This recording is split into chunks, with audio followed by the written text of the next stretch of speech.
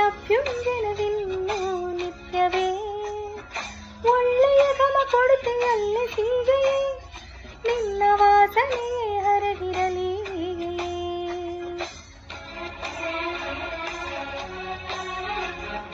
ನೀರೊಲೆಯಾಲಿಗೆ ಕೆಂಡ ಸತ್ಯವೇ ನೀ